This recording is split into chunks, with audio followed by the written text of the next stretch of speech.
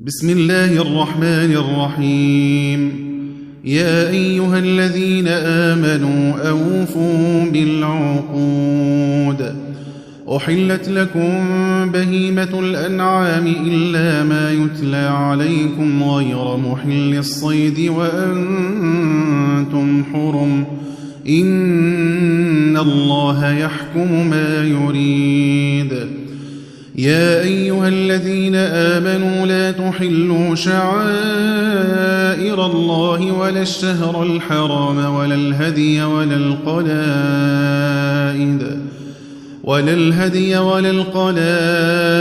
ولا آمين البيت الحرام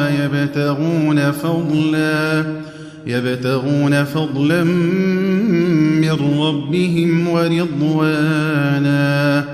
وإذا حللتم فاصطادوا ولا يجرمنكم شنآن قوم أن صدوكم عن المسجد الحرام أن تعتدوا. وتعاونوا على البر والتقوى ولا تعاونوا على الإثم والعدوان. واتقوا الله إن الله شديد العقاب. حرمت عليكم الميتة والدم ولحم الخنزير وما أهل لغير الله به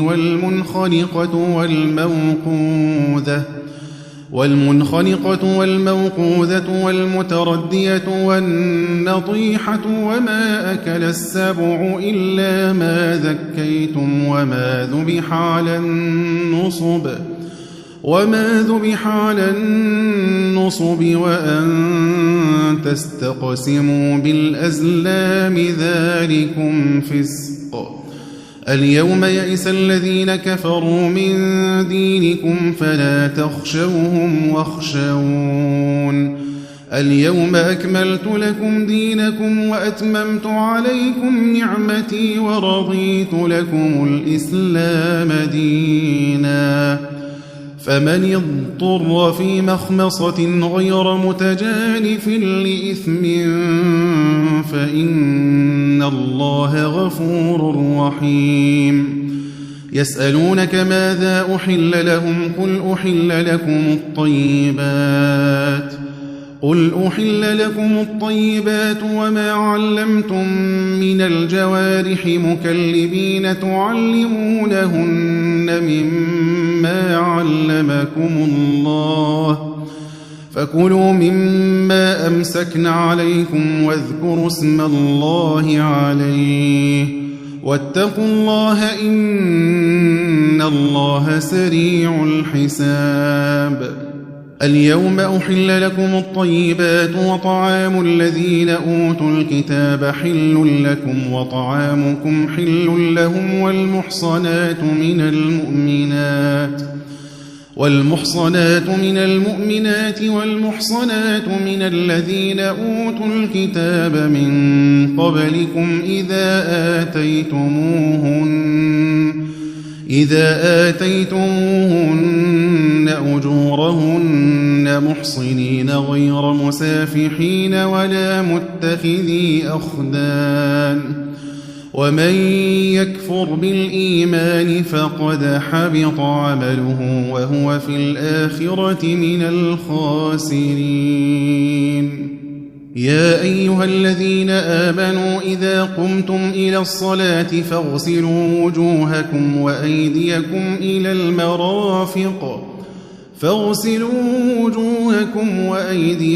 إلى المرافق وامسحوا برؤوسكم وأرجلكم إلى الكعبين. وإن كنتم جنبا فاطهروا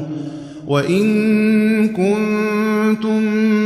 مرضى أو على سفر أو جاء أحد منكم من الغائط أو لامستم النساء فلم تجدوا ماء فتيمموا صعيدا طيبا فامسحوا بوجوهكم وأيديكم منه ما يريد الله ليجعل عليكم من حرج ولكن يريد ليطهركم وليتم نعمته عليكم لعلكم تشكرون واذكروا نعمة الله عليكم وميثاقه الذي واثقكم به إذ قلتم سمعنا وأطعنا واتقوا الله إن الله عليم بذات الصدور يا أيها الذين آمنوا كونوا قوامين لله شهداء بالقسط ولا يجرمنكم شنآن قوم على ألا تعدلوا اعدلوا هو أقرب للتقوى واتقوا الله إن الله خبير بما تعملون وعد الله الذين آمنوا وعملوا الصالحات لهم مغفرة وأجر عظيم والذين كفروا وكذبوا بآياتنا أولئك أصحاب الجحيم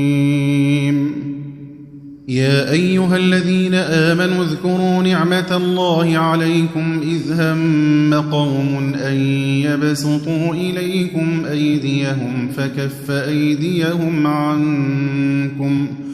واتقوا الله وعلى الله فليتوكل المؤمنون ولقد أخذ الله ميثاق بني إسرائيل وبعثنا منهم 12 نقيبا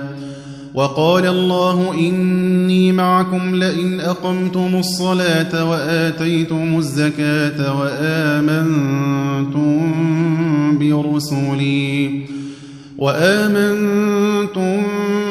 برسلي وعزرتموهم وأقرضتم الله قرضا حسنا لأكفرن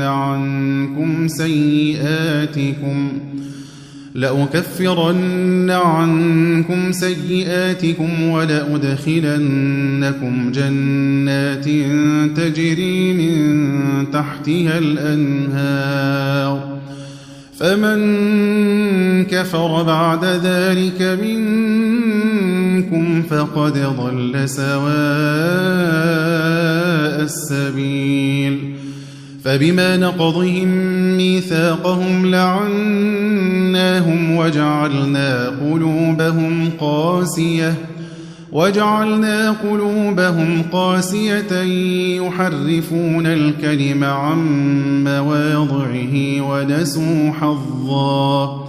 يحرفون الكلم عن مواضعه ونسوا حظا مما ذكروا به ولا تزال تطلع على خائنة منهم إلا قليلا منهم فاعف عنهم واصفح إن الله يحب المحسنين ومن الذين قالوا إنا نصارى أخذنا ميثاقهم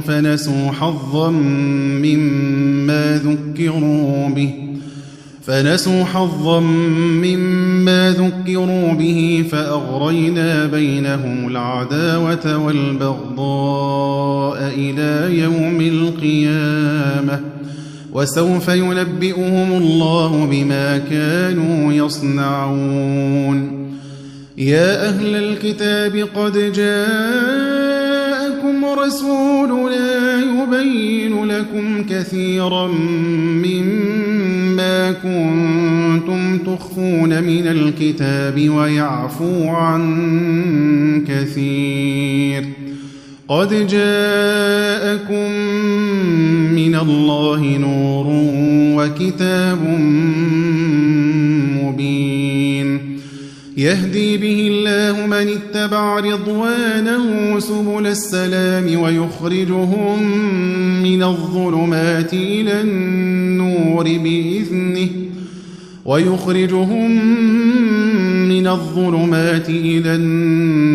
بإذنه ويهديهم إلى صراط مستقيم. لقد كفر الذين قالوا إن الله هو المسيح ابن مريم قل فمن يملك من الله شيئا إن أراد أن يهلك المسيح ابن مريم وأمه ومن في الأرض جميعا ولله ملك السماوات والأرض وما بينهما يخلق ما يشاء والله على كل شيء قدير. وقالت اليهود والنصارى نحن أبناء الله وأحباؤه قل فلم يعذبكم بذنوبكم بل أنتم بشر ممن خلق يغفر لمن يشاء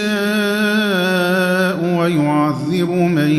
يشاء ولله ملك السماوات والأرض وما بينهما وإليه المصير. يا أهل الكتاب قد جاءكم رسولنا يبين لكم على فترة من الرسل أن تقولوا ما جاءنا من بشير ولا نذير فقد جاءكم بشير ونذير والله على كل شيء قدير.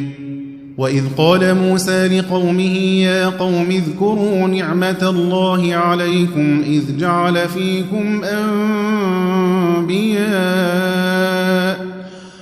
جعل فيكم أنبياء وجعلكم ملوكا وآتاكم ما لم يؤت أحدا من العالمين. يا قوم ادخلوا الأرض المقدسة التي كتب الله لكم ولا ترتدوا على أدباركم فتنقلبوا خاسرين. قالوا يا موسى إن فيها قوما جبارين وإنا لن ندخلها حتى يخرجوا منها فإنا داخلون. قال رجلان من الذين يخافون أنعم الله عليهم ادخلوا عليهم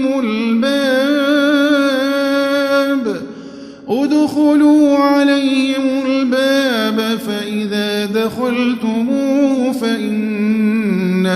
غالبون وعلى الله فتوكلوا إن كنتم مؤمنين. قالوا يا موسى إنا لن ندخلها أبدا ما داموا فيها فاذهب أنت وربك فقاتلا إنا هاهنا قاعدون. قال رب إني لا أملك إلا نفسي وأخي فافرق بيننا وبين القوم الفاسقين. قال فإنها محرمة عليهم 40 سنة يتيهون في الأرض فلا تأس على القوم الفاسقين. واتل عليهم نبأ بني آدم بالحق إذ قربا قربانا فتقبل من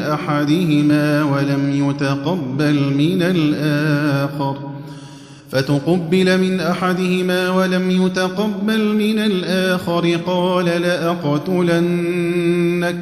قال إنما يتقبل الله من المتقين لئن بسطت إلي يدك لتقتلني ما أنا بباسط يدي إليك لأقتلك إني أخاف الله رب العالمين إني أريد أن تبوء بإثمي وإثمك فتكون من أصحاب النار وذلك جزاء الظالمين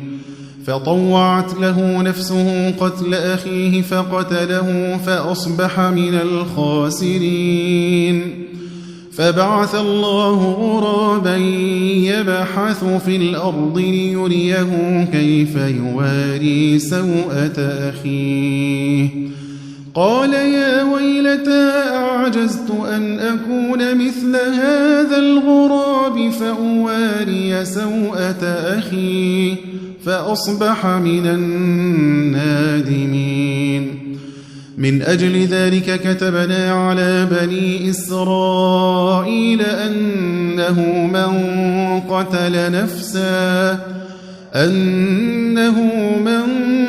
قتل نفسا بغير نفس أو فساد في الأرض فكأنما قتل الناس جميعا ومن أحياها فكأنما أحيا الناس جميعا ولقد جاءتهم رسلنا بالبينات ثم إن كثيرا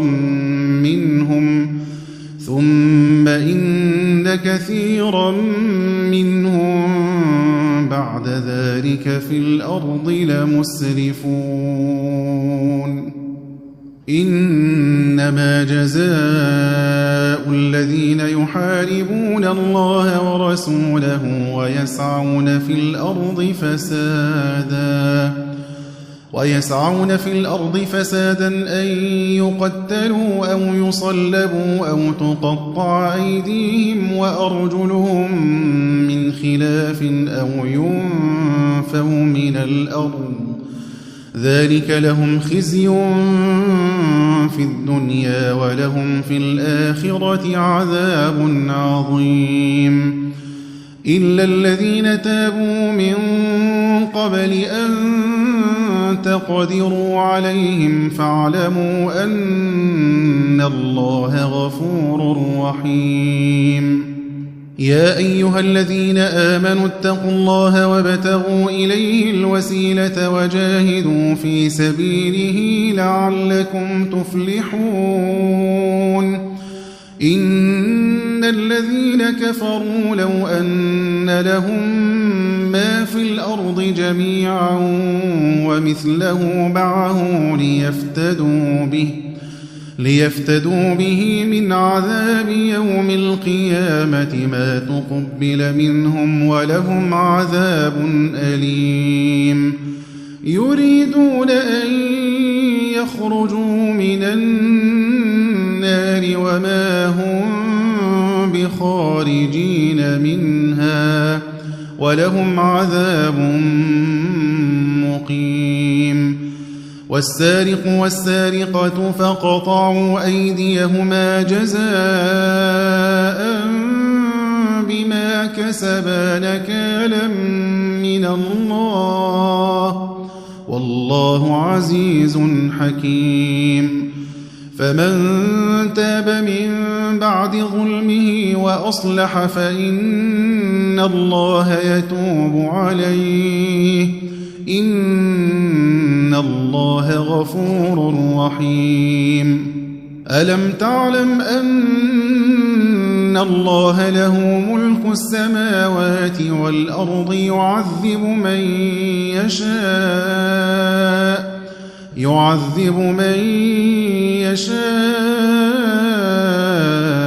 ويغفر لمن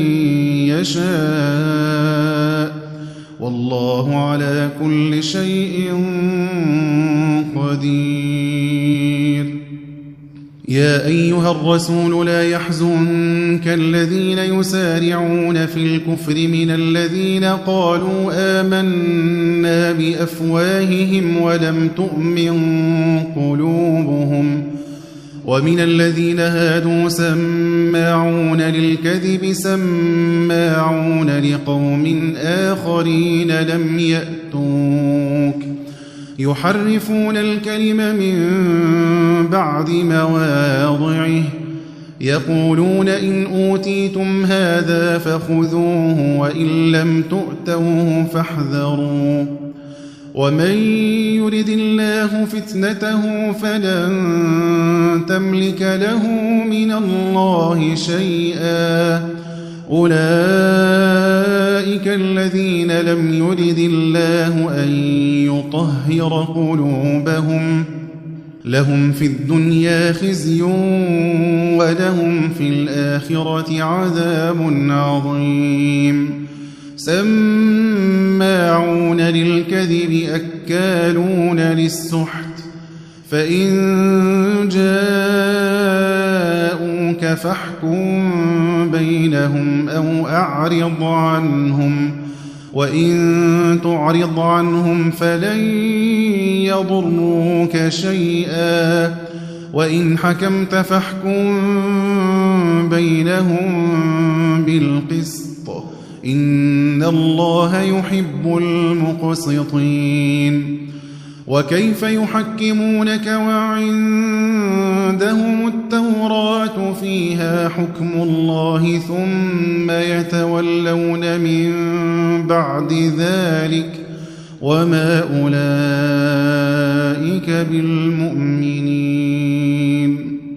إنا أنزلنا التوراة فيها هدى ونور يحكم بها النبيون الذين أسلموا للذين هادوا والربانيون والأحبار بما استحفظوا من كتاب الله وكانوا عليه شهداء فلا تخشوا الناس واخشوني ولا تشتروا بآياتي ثمنا قليلا ومن لم يحكم بما أنزل الله فأولئك هم الكافرون. وكتبنا عليهم فيها أن النفس بالنفس والعين بالعين والأنف بالأنف والأذن بالأذن والسن بالسن والجروح قصاص فمن تصدق به فهو كفارة له ومن لم يحكم بما أنزل الله فأولئك هم الظالمون. وقفينا على آثارهم بعيسى بن مريم مصدقا لما بين يديه من التوراة وآتيناه الإنجيل فيه هدى ونور ومصدقا لما بين يديه من التوراة وهدى وموعظة للمتقين. وليحكم أهل الإنجيل بما أنزل الله فيه ومن لم يحكم بما أنزل الله فأولئك هم الفاسقون. وأنزلنا إليك الكتاب بالحق مصدقا لما بين يديه من الكتاب ومهيمنا عليه فاحكم بينهم بما أنزل الله ولا تتبع أهواءهم عما جاءك من الحق لكل جعلنا منكم شرعة ومنهاجا ولو شاء الله لجعلكم أمة واحدة ولكن ليبلوكم فيما آتاكم فاستبقوا الخيرات إلى الله مرجعكم جميعا فينبئكم بما كنتم فيه تختلفون وأن يحكم بينهم بما أنزل الله ولا تتبع أهواءهم واحذرهم أن يفتنوك عن بعض ما أنزل الله إليك فإن تولوا فاعلم أنما يريد الله أن يصيبهم ببعض ذنوبهم وإن كثيرا من الناس لفاسقون أفحكم الجاهلية يبغون ومن أحسن من الله حكما لقوم يوقنون يا أيها الذين آمنوا لا تتخذوا اليهود والنصارى أولياء بعضهم أولياء بعض ومن يتولهم منكم فإنه منهم إن الله لا يهدي القوم الظالمين فترى الذين في قلوبهم مرض يسارعون فيهم يقولون نخشى أن تصيبنا دائرة فعسى الله أن يأتي بالفتح أو أمر من عنده فيصبحوا على ما أسروا في أنفسهم نادمين ويقول الذين آمنوا أهؤلاء الذين أقسموا بالله جهد أيمانهم إنهم لمعكم حبطت أعمالهم فأصبحوا خاسرين يا أيها الذين آمنوا من يرتد منكم عن دينه فسوف يأتي الله بقوم يحبهم ويحبونه أذلة على المؤمنين أعزة على الكافرين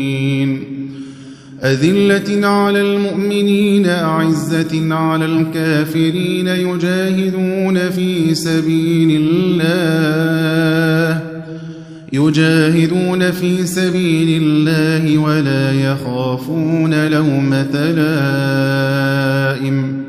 ذلك فضل الله يؤتيه من يشاء والله واسع عليم إنما وليكم الله ورسوله والذين آمنوا الذين يقيمون الصلاة ويؤتون الزكاة وهم راكعون ومن يتول الله ورسوله والذين آمنوا فإن حزب الله هم الغالبون يا أيها الذين آمنوا لا تتخذوا الذين اتخذوا دينكم هزوا ولعبا من الذين أوتوا الكتاب من قبلكم والكفار أولياء واتقوا الله إن كنتم مؤمنين وإذا ناديتم إلى الصلاة اتخذوها هزوا ولعبا ذلك بأنهم قوم لا يعقلون قل يا أهل الكتاب هل تنقمون منا إلا أن آمنا بالله وما أنزل إلينا وما أنزل من قبل وأن أكثركم فاسقون قل هل أنبئكم بشر من ذلك مثوبة عند الله من لعنه الله وغضب عليه وجعل منهم القردة والخنازير وعبد الطاغوت أولئك شر مكانا وأضل عن سواء السبيل وإذا جاءوكم قالوا آمنا وقد دخلوا بالكفر وهم قد خرجوا به والله أعلم بما كانوا يكتمون وترى كثيرا منهم يسارعون في الإثم والعدوان وأكلهم السحت لبئس ما كانوا يعملون لولا ينهاهم الربانيون والأحبار عن قولهم الإثم وأكلهم السحت لبئس ما كانوا يصنعون وقالت اليهود يد الله مغلولة غلت أيديهم ولعنوا بما قالوا بل يداه مبسوطتان ينفق كيف يشاء وليزيدن كثيرا منهم ما أنزل إليك من ربك طغيانا وكفرا وألقينا بينهم العداوة والبغضاء إلى يوم القيامة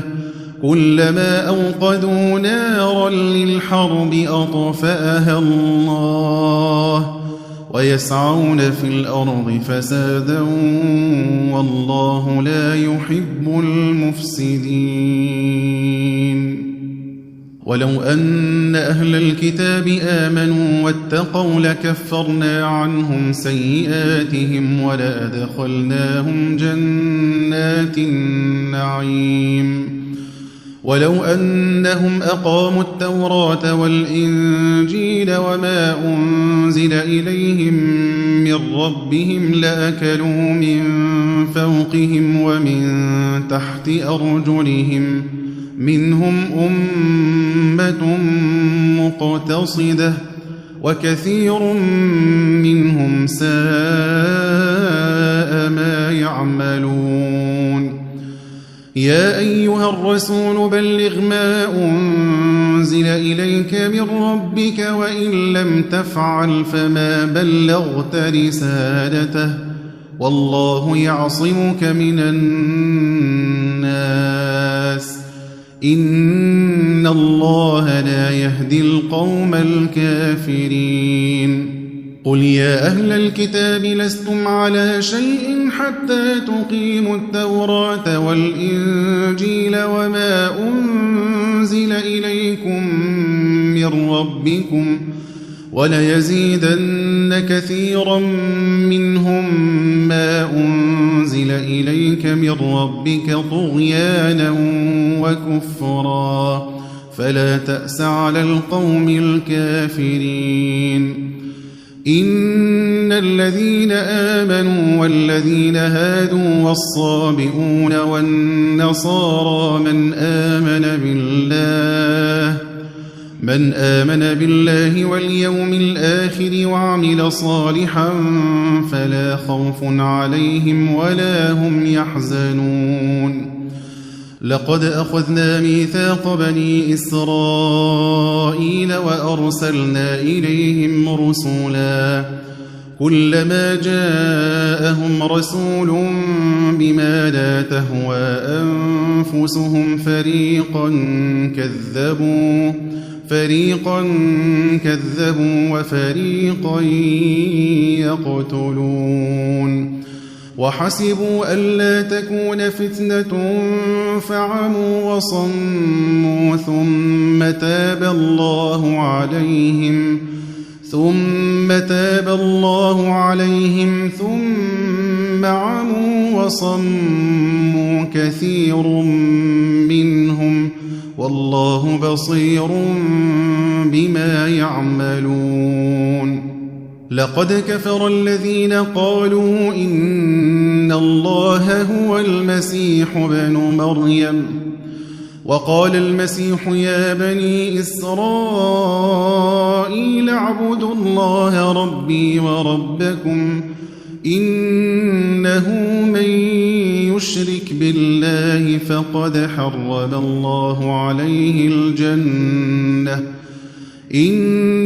من يشرك بالله فقد حرم الله عليه الجنة ومأواه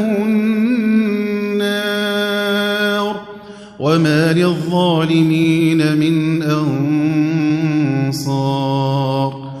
لقد كفر الذين قالوا إن الله ثالث ثلاثة وما من إله إلا إله واحد وإن لم ينتهوا عما يقولون ليمسن الذين كفروا منهم عذاب أليم أفلا يتوبون إلى الله ويستغفرونه والله غفور رحيم ما المسيح ابن مريم إلا رسول قد خلت من قبله الرسل وأمه صديقة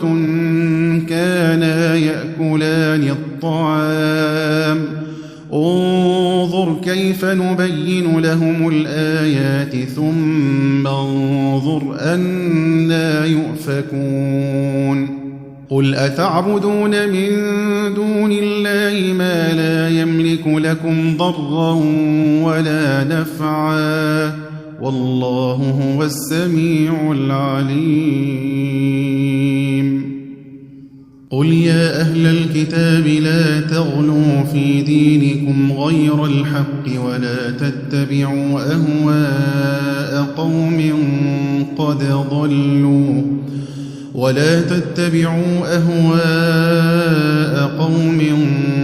ضلوا من قبل وأضلوا كثيرا وضلوا عن سواء السبيل لعن الذين كفروا من بني إسرائيل على لسان داود وعيسى بن مريم ذلك بما عصوا وكانوا يعتدون كانوا لا يتناهون عن منكر فعلوه لبئس ما كانوا يفعلون ترى كثيرا منهم يتولون الذين كفروا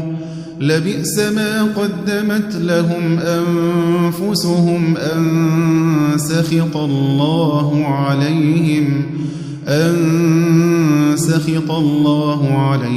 وفي العذاب هم خالدون ولو كانوا يؤمنون بالله والنبي وما أنزل إليه ما اتخذوهم أولياء ولكن كثيرا منهم فاسقون لتجدن أشد الناس عداوة للذين آمنوا اليهود والذين أشركوا ولتجدن أقربهم مودة للذين آمنوا الذين قالوا إنا نصارى ذلك بأن منهم قسيسين ورهبانا وأنهم لا يستكبرون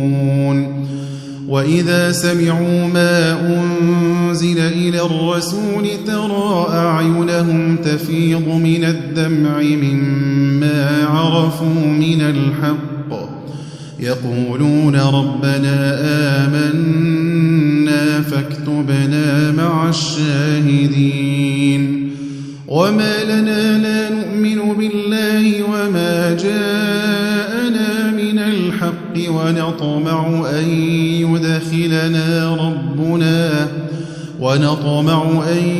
يدخلنا ربنا مع القوم الصالحين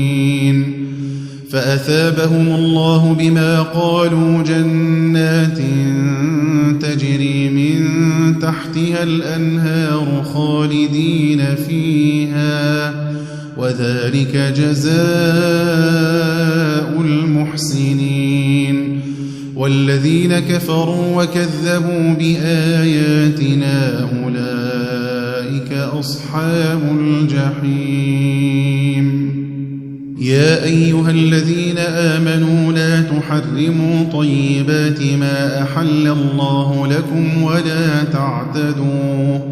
إن الله لا يحب المعتدين وكلوا مما رزقكم الله حلالا طيبا واتقوا الله الذي أنتم به مؤمنون لا يؤاخذكم الله باللغو في أيمانكم ولكن يؤاخذكم بما عقدتم الأيمان فكفارته إطعام 10 مساكين من أوسط ما تطعمون أهليكم أو كسوتهم أو تحرير رقبة فمن لم يجد فصيام 3 أيام ذلك كفارة أيمانكم إذا حلفتم واحفظوا أيمانكم كذلك يبين الله لكم آياته لعلكم تشكرون يا أيها الذين آمنوا إنما الخمر والميسر والأنصاب والأزلام رجس من عمل الشيطان فاجتنبوه لعلكم تفلحون إنما يريد الشيطان أن يوقع بينكم العداوة والبغضاء في الخمر والميسر ويصدكم عن ذكر الله وعن الصلاة فهل أنتم منتهون وأطيعوا الله وأطيعوا الرسول واحذروا فإن توليتم فاعلموا أنما على رسولنا البلاغ المبين ليس على الذين آمنوا وعملوا الصالحات جناح فيما طعموا إذا ما اتقوا وآمنوا وعملوا الصالحات ثم اتقوا وآمنوا ثم اتقوا وأحسنوا والله يحب المحسنين يا أيها الذين آمنوا ليبلونكم الله بشيء من الصيد تناله أيديكم ورماحكم ليعلم الله من يخافه بالغيب فمن اعتدى بعد ذلك فله عذاب أليم يا أيها الذين آمنوا لا تقتلوا الصيد وأنتم حرم ومن قتله منكم متعمدا فجزاء مثل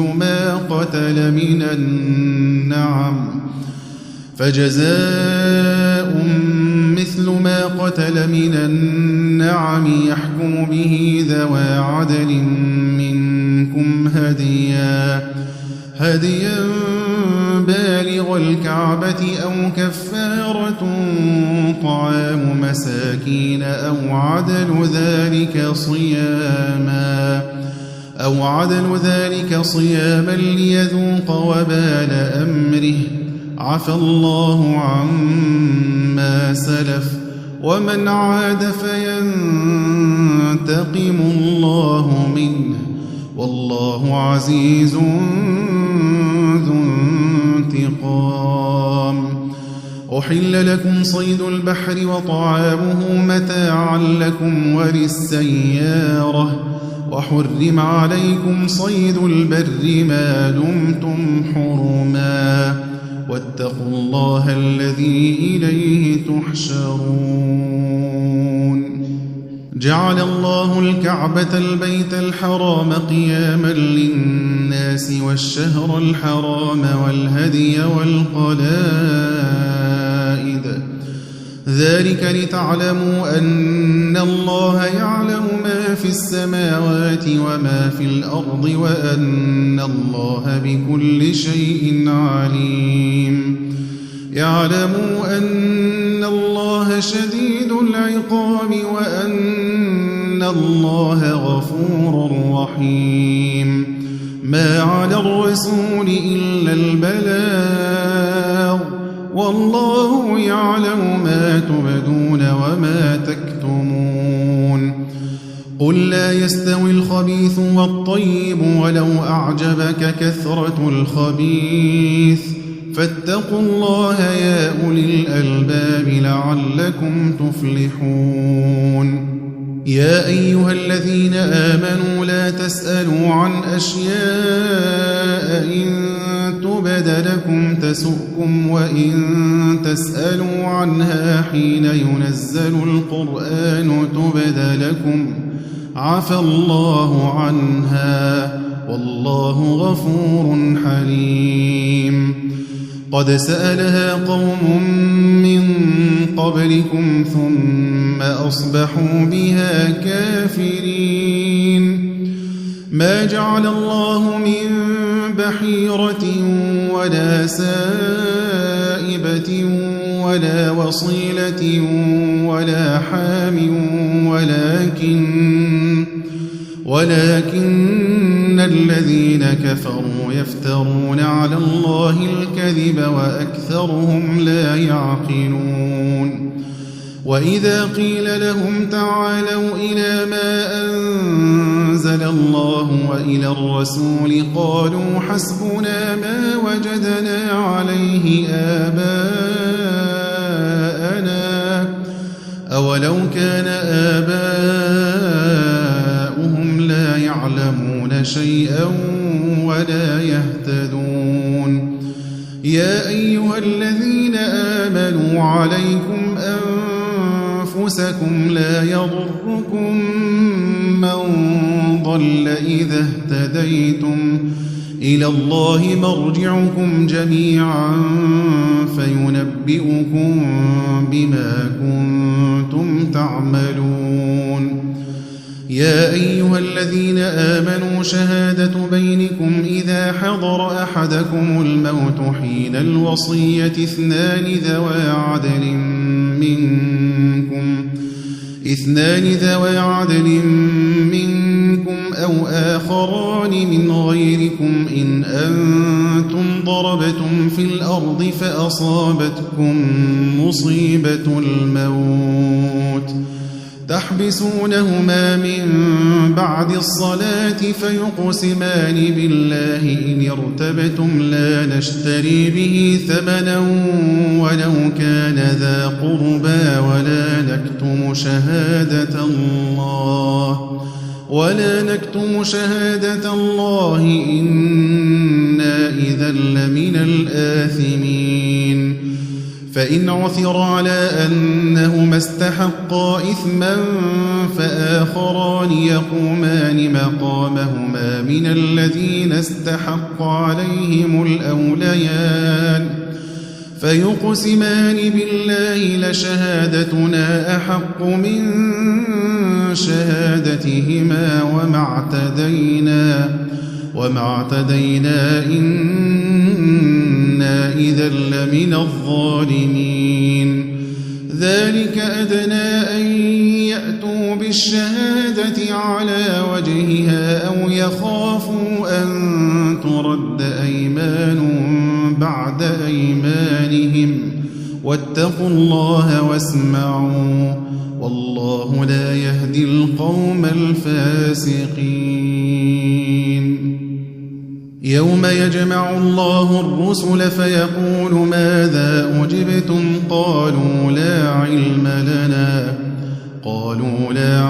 لنا إنك أنت علام الغيوب إذ قال الله يا عيسى بن مريم اذكر نعمتي عليك وعلى والدتك إذ أيدتك بروح القدس تكلم الناس في المهد وكهلا وإذ علمتك الكتاب والحكمة والتوراة والإنجيل وإذ تخلق من الطين كهيئة الطير بإذني فتنفخ فيها فتكون طيرا بإذني وتبرئ الأكمه والأبرص بإذني وإذ تخرج الموتى بإذني وإذ كففت بني إسرائيل عنك إذ جئتهم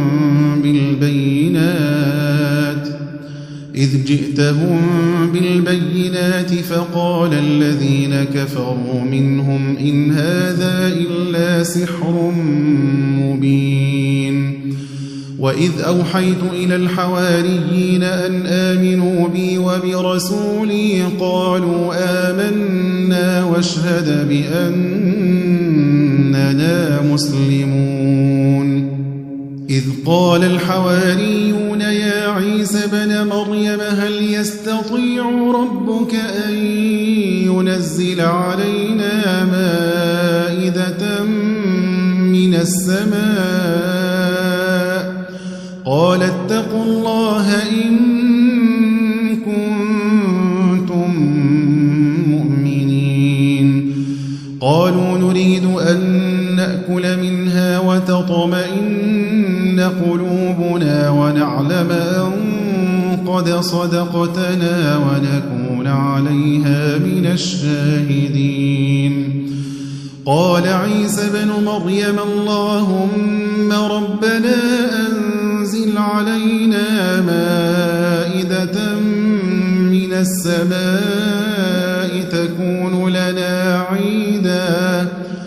تكون لنا عيدا لأولنا وآخرنا وآية منك وارزقنا وأنت خير الرازقين قال الله إني منزلها عليكم فمن يكفر بعد منكم فإني أعذبه عذابا لا أعذبه أحدا من العالمين وإذ قال الله يا عيسى بن مريم أأنت قلت للناس اتخذوني وأمي إلهين من دون الله قال سبحانك ما يكون لي أن أقول ما ليس لي بحق إن كنت قلته فقد علمته تعلم ما في نفسي ولا أعلم ما في نفسك إنك أنت علام الغيوب ما قلت لهم إلا ما أمرتني به أن اعبدوا الله ربي وربكم وكنت عليهم شهيدا ما دمت فيهم فلما توفيتني كنت أنت الرقيب عليهم وأنت على كل شيء شهيد إن تعذبهم فإنهم عبادك وإن تغفر لهم فإنك أنت العزيز الحكيم قال الله هذا يوم ينفع الصادقين صدقهم لهم جنات تجري من تحتها الأنهار خالدين فيها أبدا رضي الله عنهم ورضوا عنه ذلك الفوز العظيم لله ملك السماوات والأرض وما فيهن وهو على كل شيء